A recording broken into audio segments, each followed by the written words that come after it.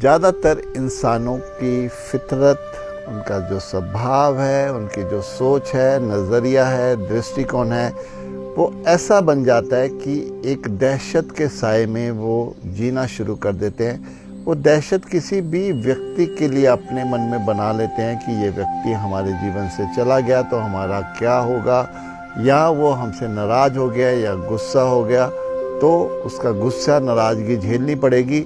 वो दहशत हमेशा ही हर पल हम अपने भीतर बनाए रखते हैं और उसके साथ जीना शुरू कर देते हैं। अगर किसी व्यक्ति की दहशत में नहीं होते तो हम परिस्थिति की दहशत में फंस जाते हैं कि कल को जीवन में ऐसा ना हो जाए, वैसा ना हो जाए, ऐसा हो गया तो क्या होगा, मेरा क्या होगा।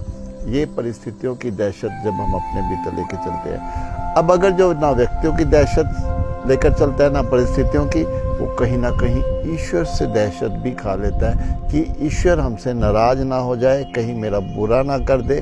तो ये भी एक दहशत जो ईश्वर के प्रति लेके चलते हैं। तो कह सकते हैं दहशत कोई भी हो, कैसी भी हो, बाहर संसार की कोई दहशत नहीं होती। ये सारी दहशत हम ही अपने भीतर क्रिएट करते हैं, उसी को बड़ा करते चले जाते हैं और फिर स्वयं ही डरते चले जाते हैं और उस दहशत को हर दम हम अपने दिमाग में रखते हैं, उसका खौफ खाते रहते हैं।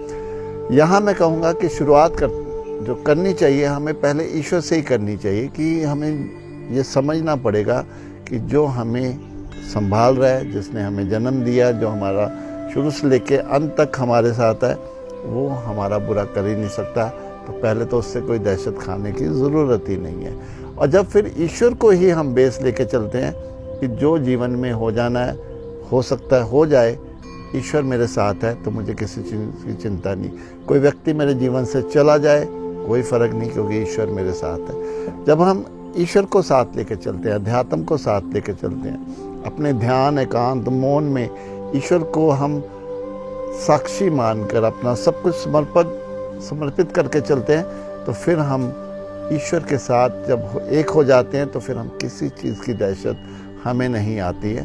तो कह सकते हैं कि ये दहशत जो है हमें इससे तुरंत बाहर आना है, क्योंकि ये दहशत ना जीवन को खिलने देगी, ना ही जीवन को ये मुक्त होने देगी।